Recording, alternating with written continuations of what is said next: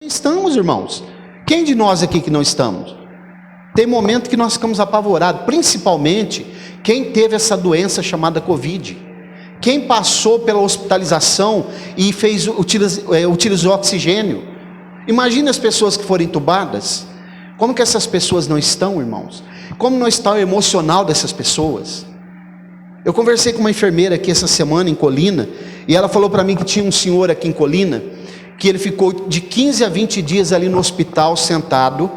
Quando eles levavam ele para casa, ele já voltava logo.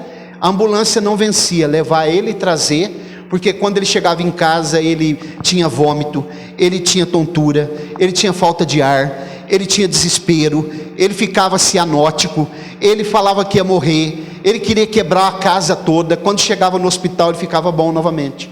Não, aqui se vocês deixarem, eu vou ficar aqui. E um dia ele chamou até a polícia, porque eles queriam retirá-lo de lá. Os irmãos, imaginem o desespero que essas pessoas estão. Então todos nós temos uma tendência fraca. Mas o que o Senhor está falando conosco aqui nessa noite é que o Senhor, Ele é a nossa fortaleza. O Senhor nos dá força para vencer a inclinação que tende a buscar as coisas aí de fora. Nós temos essa inclinação. Quando Paulo, em 1 Coríntios 10, ele faz uma alusão sobre o batismo, e ele fala que todos os israelitas foram batizados em Moisés na nuvem e no mar, ele está fazendo uma alusão ao batismo, porque atravessar o mar, atravessar o rios, era um tipo de batismo antigo. Então quando eles passaram pelo mar, eles foram batizados, como nós somos batizados nas águas hoje.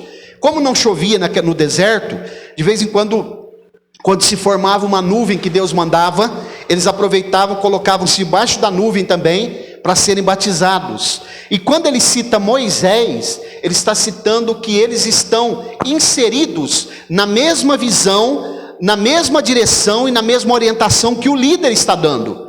Porque quem é o nosso líder maior? Lá era Moisés, mas quem é o nosso líder? Cristo Jesus. Então a nossa referência maior é o Senhor Jesus. Por isso que ele está falando aqui que Cristo morreu. Se ele morreu, ele também ressuscitou. E se ele ressuscitou, nós haveremos de ressuscitar. E se nós ressuscitaremos, nós também temos a capacidade de morrer para o pecado. Estamos mortos para o pecado. Mortos para o pecado. E essa palavra aqui que ele diz que aniquilado, né? Se você der uma olhada aí no capítulo 6, o versículo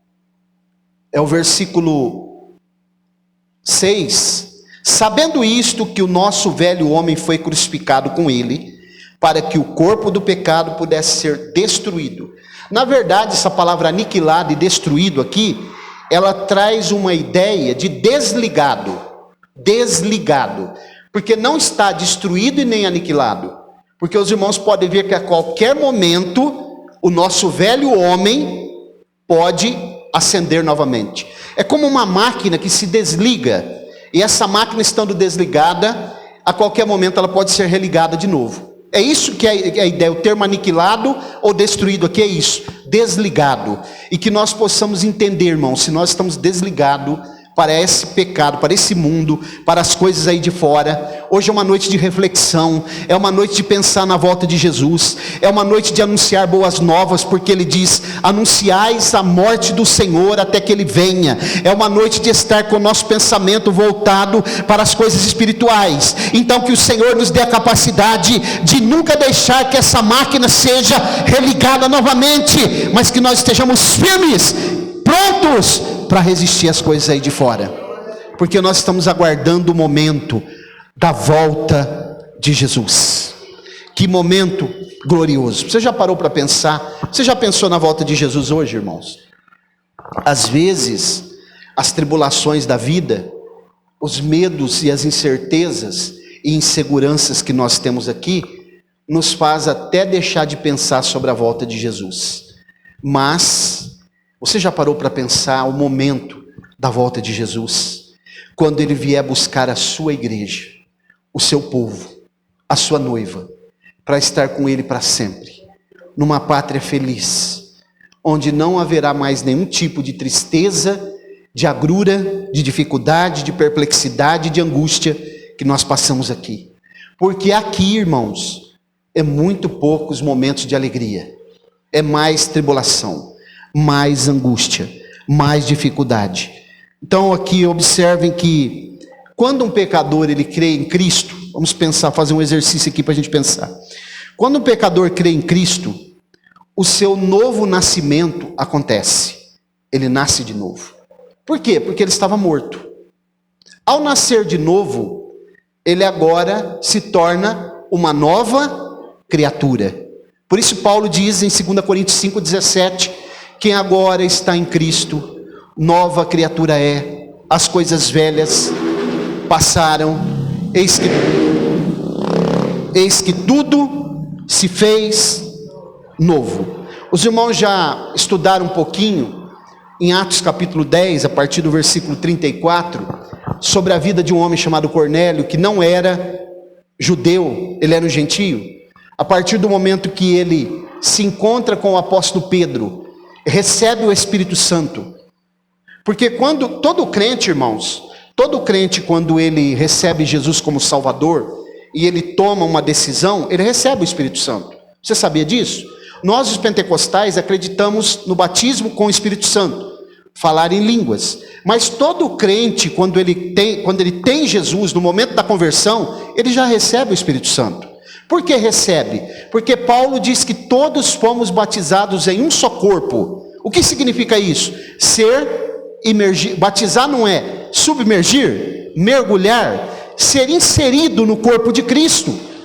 Nesse momento ele está agora em Cristo. Ele é uma nova criatura. Aquilo que está aí fora não tem mais interesse para ele. As coisas desse mundo são passageiras. As coisas desse mundo são efêmeras. As coisas desse mundo, nós estamos aqui, façamos as nossas obrigações como pessoas aqui, como cidadãos. O dia de votar, vamos votar. O dia de pagar os impostos, vamos pagar. Mas não se esqueça, somos sobretudo cidadãos do reino de Deus. Por isso estamos mortos para o pecado, nós ressuscitamos com Cristo. Glória a Deus. Do versículo 6 até o versículo 10, Paulo vai trazer uma ideia de que nós não podemos servir ao pecado. Não podemos servir ao pecado. Sabe por quê? Porque o pecado é um senhor cruel. O pecado é um senhor cruel. É terrível. As pessoas podem não entender porque os crentes falam tanto, sobre pecado, sobre a vinda de Jesus. Porque a palavra de Deus, irmãos, é o nosso manual. A palavra de Deus é a nossa bússola. O que é que nós nos fundamentamos? Onde é que o cristão se fundamenta? Quando nós compramos um produto, e você quer informações sobre aquele produto, onde você vai ler? No manual.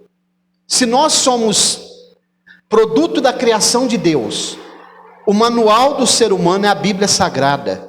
Está aqui, ó. Tudo que você, Sirleide, quiser saber sobre você, sobre o ser humano, sobre as emoções, sobre a vida do ser humano, está aqui nessa palavra. A revelação de Deus para o ser humano está aqui. Por isso nós acreditamos nessa palavra. É claro que nós acreditamos. Então o pecado, ele é um senhor cruel. E o corpo humano, irmão, por incrível que pareça, ele é um servo desejoso. Nós temos a tendência de querer. O corpo, na verdade, você sabia que o nosso corpo ele é neutro? O nosso corpo não é pecaminoso. Não, o nosso corpo não é pecaminoso. Entretanto, ele pode ser controlado pela natureza caída, pelo pecado, porque o corpo é neutro. Ou ele segue a inclinação do espírito, ou ele vai seguir a inclinação da carne. Você já viu falar de uma arena? Você já viu falar de uma arena onde o corpo e o espírito se enfrentam? Muitos teólogos acreditam que essa arena possa ser comparado com a alma do ser humano, com a mente humana, aonde o espírito e o corpo se enfrentam. Então, o nosso corpo ele é neutro, mas ele pode ser controlado por essa natureza, que é transformada no momento da conversão e da regeneração. Porque a pessoa, ela vai, o que é conversão? Nós já falamos isso muitas vezes. Você vai em uma direção, você faz uma volta contrária, 180 graus, na direção contrária, você se converteu. Existem pessoas que se converteram, mas nunca não se regeneraram. Foram justificadas por Cristo, porque esse ato da justificação ele é imediato também. A justificação, aquele que não era justo, Satanás acusava, como no tribunal. Jesus agora justificou ele não tem mais culpa. Ele agora está inocente. É como se ele nunca tivesse pecado. Tem alguns pregadores que dizem que Deus colocou lá, jogou lá no mar do esquecimento e ainda por cima colocou uma placa, proibido pescar. Porque nós somos transformados. Vamos dar uma olhada num texto que está em Romanos 7,18. Glória a Deus. Já até citei ele aqui, mas vamos ler. Eu não vou delongar, vou ser sucinto. Viu? Observem. Porque eu sei que em mim, isto é, na minha carne. Ele não está falando do corpo, viu? Não é o corpo. Ele está falando da natureza caída. Não habita bem algum. Com efeito, o querer o bem está em mim, mas o efetuá-lo não está. Eu quero fazer, mas para fazer, não está em mim fazer. Por quê? Porque aconteceu lá atrás. Por um homem entrou o pecado no mundo. Mas por um outro homem, esse pecado foi dissipado. Glória a Deus. Por esse homem, nós recebemos a esperança da vida eterna. Aquele homem lá caiu, aquele homem era terreno, mas o segundo homem, celestial. Glória a Deus. Então, irmãos, nós acreditamos que Jesus é a nossa referência maior, é a nossa esperança. Jesus Cristo salva, Jesus Cristo cura, batiza no Espírito Santo, em breve voltará. Glória a Deus. Qualquer pessoa que se decidir para Jesus, por mais vil, pecador que seja, ele pode ser transformado. Alguém diz, eu não acredito na conversão daquela pessoa e na salvação, mas porque não somos nós que morremos por ele. Quem morreu foi Jesus, quem deu seu sangue foi ele, e ele pode transformar qualquer vil pecador e transformá-lo numa nova criatura, mas a pessoa precisa querer, entender. Glória a Deus. Observem comigo, o que é que o Senhor deseja de nós? Que nós sejamos orientados pelo Espírito, pela revelação da sua palavra. Agora, o pecado deseja o quê? Ele quer encontrar um ponto de apoio. Para quê? Para que a velha natureza possa controlar os nossos membros. E através dos nossos membros, nós vamos conceber, efetuar o pecado. Porque o pecado, irmãos, ele nasce aqui, ó, na mente, não é? Ou os pecados. Vocês perceberam que eu estou falando de dois tipos de pecado: o pecado no singular, a natureza caída, e os pecados que são as transgressões que nós cometemos. Ele nasce aqui, através do quê? De três coisas: a concupiscência dos olhos, que é aquilo que nós olhamos de modo exacerbado; a concupiscência da carne, que é aquilo que nós desejamos de modo exacerbado; e a soberba da vida, que são as coisas da vida aí, que nos leva sempre a inclinar arrogância para as coisas que são aí de fora. A soberba da vida, quer dizer, aquilo que nos traz atenção, que nos traz desejo para as coisas aí de fora. A soberba da vida. Uma dessas coisas chama-se dinheiro. E nós temos que tomar muito cuidado, porque o apóstolo Paulo diz que o amor ao dinheiro é a raiz de todos os males. Não é o dinheiro, é o amor exacerbado ao dinheiro. E ele diz que por causa disso, muitos traspassaram-se a si mesmo. É como se uma pessoa pegasse uma faca e introduzisse nele mesmo. Dinheiro. E através de dinheiro vem outras coisas. E assim por diante. Então, irmãos, partindo por fim, nós precisamos entender uma coisa: nós não estamos livres para pecar, nós somos livres em Cristo. O apóstolo Paulo diz que nós não podemos utilizar da liberdade, está lá em Gálatas, para poder dar lugar ao pecado, como aconteceu com Adão e Eva. Eles tinham toda a liberdade. E a Bíblia diz em Romanos 8:32, se pois o Filho vos libertar, ou melhor, João 8:32, se pois o Filho vos libertar, verdadeiramente sereis livres. João 8:36, João 8:32, conhecereis a verdade, e a verdade vos libertará. A verdade é a palavra de Deus, inerrante. Glória a Deus. Nós precisamos conhecer esta palavra. Nós precisamos conhecer esta palavra e colocá-la em prática. É inadmissível, irmãos, que uma pessoa frequente muitos anos a igreja e ele não tenha conhecimento, pelo menos básico, das doutrinas fundamentais da palavra de Deus. Isso aqui é essencial, porque isso daqui isso para nós é uma ferramenta. Para nós isso é um suplemento. Para nós isso são nutrientes para a nossa vida espiritual ser fortalecida. A palavra de Deus é vida. Amém. Glória a Deus. Você ama essa palavra, irmão? Você ama essa palavra de todo o teu coração? Glória a Deus. Estou indo para o fim. Glória a Deus. Vou concluir dizendo que olha o versículo 11. Capítulo 6 de Romanos, versículo 11. Assim também vós considerai-vos mortos, de fato para o pecado, mas vivos para Deus em Jesus Cristo, nosso Senhor. Assim como eles citaram, Paulo cita Moisés lá, em 1 Coríntios 10, que eles foram batizados em Moisés, nós, em Cristo, estamos vivos. Temos o direito facultado da vida eterna. Precisamos ser firmes até o fim. Precisamos ser fiéis até o fim. Precisamos ser constantes até o fim. Precisamos olhar para o alvo até o fim. Precisamos nos fortalecer até o fim. Precisamos tomar as decisões certas até o fim. Precisamos acreditar nele até o fim.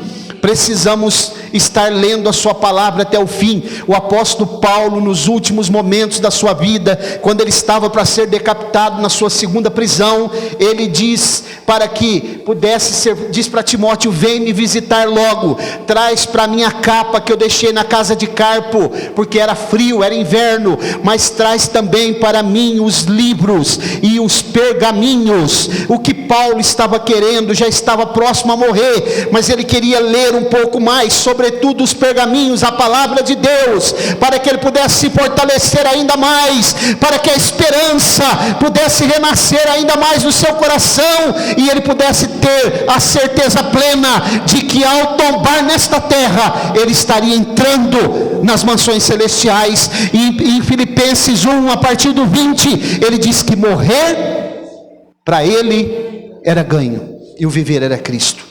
E ele diz assim, que não sei se eu desejo morrer ou viver, porque o morrer é estar com Cristo, mas ele ainda amava estar com os irmãos para poder ensinar a palavra para eles. Irmãos, não há nada melhor do que ser crente, mesmo com toda a nossa pequenez, as nossas fraquezas, com tudo aquilo que nós passamos, né? Os momentos de dificuldade, os momentos que nós manquejamos, né? Os momentos que nós entramos em desespero, e quando nós não fazemos isso, os momentos de dificuldade, de depressão e de angústia. Mas observe, que possamos nos lembrar sempre, que nós já estamos mortos e sepultados para o pecado. Logo, o que nós devemos ter domínio sobre o nosso velho homem e deixar que o Espírito Santo nos conduza sempre, e que o nosso espírito tenha predomínio sobre o nosso corpo, para que nós possamos nos inclinar para as coisas que são celestiais. Você pode dizer amém? Quem tem ouvidos para ouvir, ouça. Guarda essa palavra no teu coração. Vamos orar. Coloque-se de pé, por gentileza.